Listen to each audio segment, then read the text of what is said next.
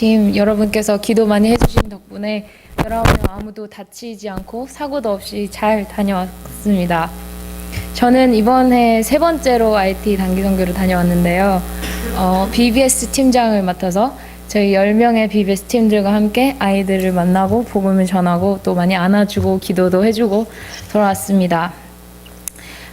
제가 세 번째로 IT를 가면서 기대를 했던 점은 우리들이 또 일주일 동안 아이들 2시간, 3시간 만나면서 그 아이들의 삶을 완전히 바꿀 수 있을 거라는 기대는 하지 않았던 것 같아요. 제가 기도하면서 준비했던 것들은 우리 팀들의 모습, 우리가 하나님 안에서 되게 기쁘고 행복한 모습들을 보면서 아이들이 하나님을 믿으면 저렇게 행복할 수 있구나, 저렇게 기쁠 수 있구나 하는 모습을 보고 조금 거기서 감동을 받기를 바란 그런 기도를 하고 갔었는데요.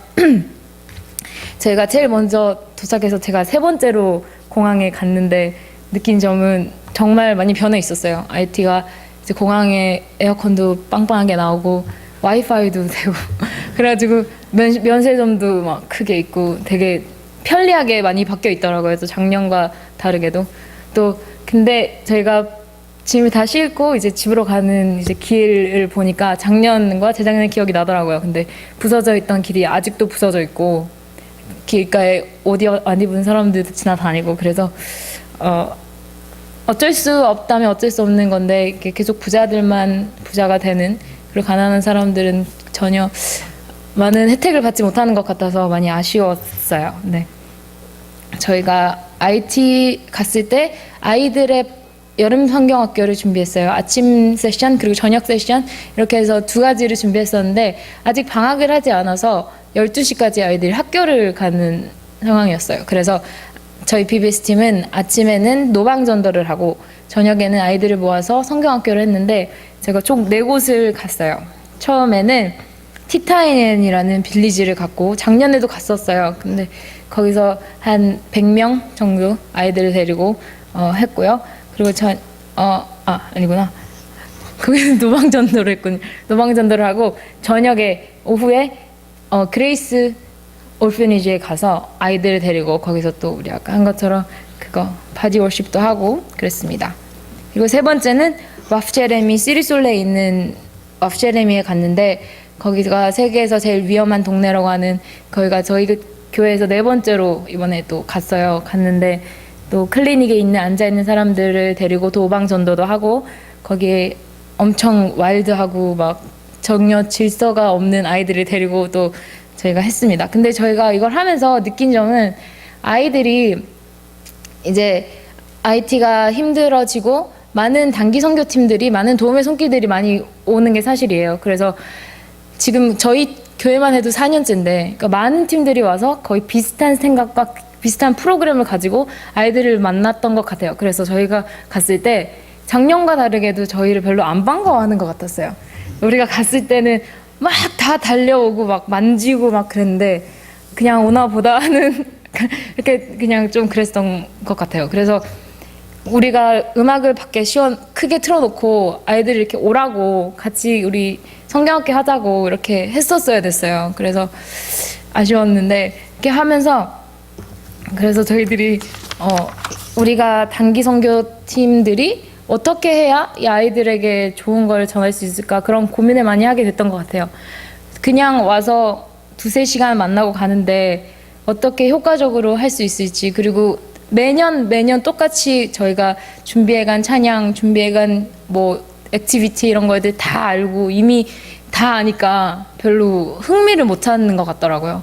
그래서 그런 모습에 저희들이 준비를 이제는 좀 다르게 해야겠다라는 생각을 많이 하게 됐던 것 같아요. 네. 그래서 저희들이 IT 아이들을 만나고 그리고 그쪽에 있으면서 많이 들었던 마음은 내가 할 수 있는 게 진짜 없구나라는 생각을 많이 했던 것 같아요. 우리가 생각했던 프로그램 전혀 소용이 없는 것 같았고 근데 거기서 또 하나님이 또 새로운 마음을 주셨어요. 우리가 할 수 있는 게 아니고 하나님한테 다 맡겨라 이런 마음을 많이 주셨어요. 그래서 우리가 아이들을 만날 때 프로그램이 아무리 소용이 없어도 하나님이 함께 계시면은 그 안에서 또 역사를 하신다는 걸 믿고 의지하라는 마음을 많이 주셨던 것 같아요. 그래서 전하고 싶은데 너무 이 복음을 알려주고 싶은데 어떻게 해야 될지 모르겠고 막 이런 갈급함을 많이 허락하셨어요. 그래서 기도할 때도 저희 대한 나눔을 다 같이 했는데 나눔을 할 때도 어떻게 해야 아이들에게 이걸 정확히 알려줄 수 있을까? 어떻게 해야 더 잘 알려줄 수 있을까? 이런 고민을 많이 했던 것 같아요. 그래서 일주일이 너무 짧았어요. 그래서 다음에는 좀 더 길게 보내주셨으면 좋겠어요. 그래서 그리고 특별히 아직 한 번도 안 가보신 분들이나 아직 나는 준비가 안 됐다 하시는 분들이 있을 텐데 꼭 진짜 가보셨으면 좋겠어요. 전혀 준비가 아무 필요 없거든요. 하나님께서 다 준비해 놓으셨기 때문에.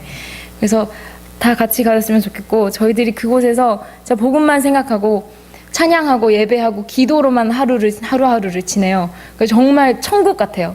그래서 저희는 꿈만 같아요. 지금 일주일 지내고 왔는데 너무 빨리 지나가고 그래서 꿈만 같고 또 돌아오자마자 현실에 너무 빨리 적응하는 저의 모습을 보면서 되게 많이 안타까웠는데 그래서 저희를 위해서 기도해 주시기 바라요. 지금 IT를 위해서도 계속 기도해 주시고 저희 미션 팀들이 일주일 동안 짧은 시간이지만 가서 사역하고 돌아옴으로써 우리가 기도했던 게 항상 우리 삶이 선교사의 삶이 되게 해주세요 이런 기도를 많이 했어요. 그래서 우리들의 모습을 보고 또 우리들도 변화되지만 많은 주위의 가족, 친구, 성도님들이 또 보고 나도 선교를 해야겠다 하는 이런 좋은 영향력을 미칠 수 있는 저희 선교팀이 될 수 있도록 기도해 주시기 바랍니다.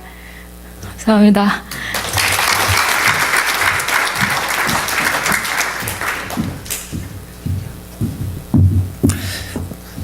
세 번째 다녀온 IT는 제게 있어서는 그냥 한 번, 두 번 갔다 오는 그런 수련회 같은 그런 곳이 아니라 마치 예수님의 제자였던 베드로에게 세 번이나 나에게 나를 사랑하느냐라고 말씀하시던 그 주님의 말씀과도 같은 그런 시간이었습니다. 처음에 한두 번 갔었을 때는 어떻게 해야 될지 또 다음에는 어떻게 해야 될지 이런 것들을 많이 고민하게 되는데 그리고 가면 어떻게 해야 될지 어떻게 가서 어떻게 잘할지 이런 걸 생각하게 됐는데 특히 이번에 다녀오고 난 뒤부터는 내가 이제부터는 이제 돌아오고 난 뒤에 내가 어떻게 살아야 되겠다라는 것을 더욱더 깊이 있게 생각하는 시간이 됐던 것 같아요. 제가 이번에도 메디컬 팀으로 섬겼는데 저희가 5일 동안 근 200명 정도의 환자들을 만났습니다. 그 현재 의사들과 간호사들과 같이 협력해서 저희들이 같이 일을 분업해가지고 아주 팀워크 있게 시간이 지나니까 저희들이 이제 일도 반복되고 하다 보니까 끝에는 거의 저희가 통역사도 필요 없이 같이 일을 할 수 있게 되더라고요.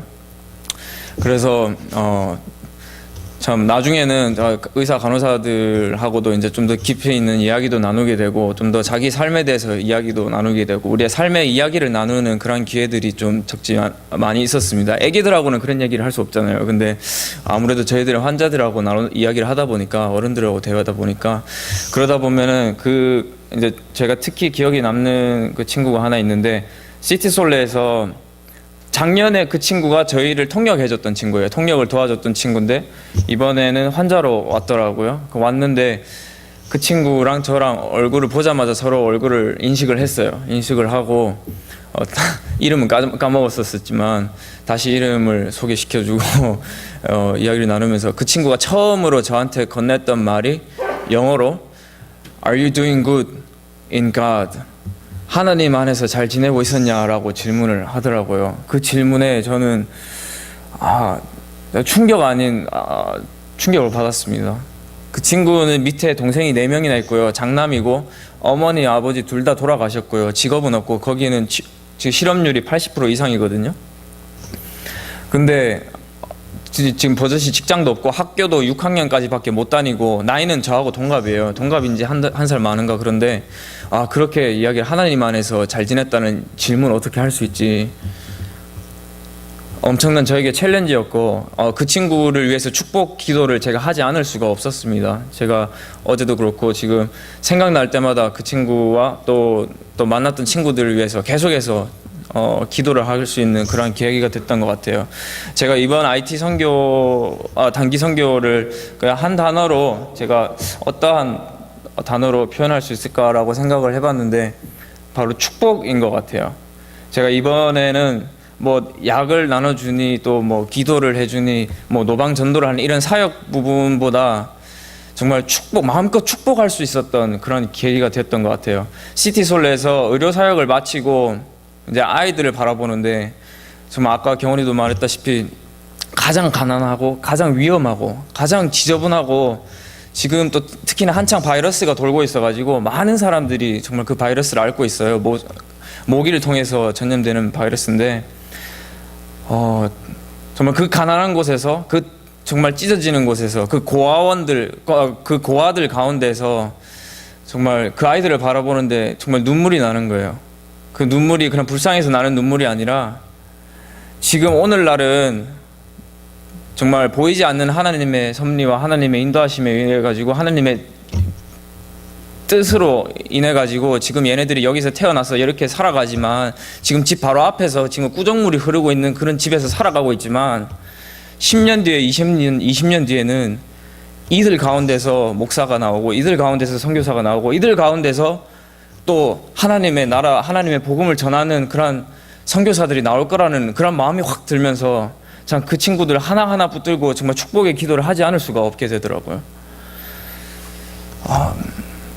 정말 제가 그들을 축복하면서 정말 기도하면서 이러한 기도를 정말 서슴없이 할 수 있었던 계기가 됐던 것 같습니다. 정말 나를 위해 예비하신 모든 축복들을 이 친구들에게 돌려달라라는 기도가 정말 나오지 않을 수가 없었던 그런 시간이었던 것 같습니다.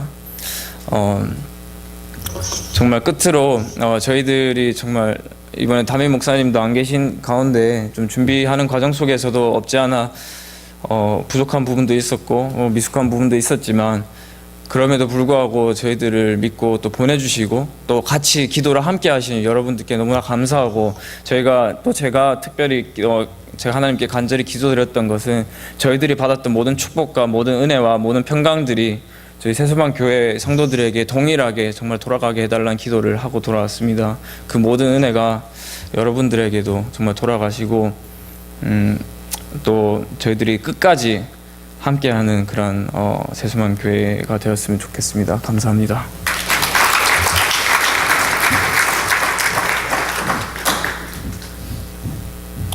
안녕하세요. 제 이름은 정구민이라고 하고요.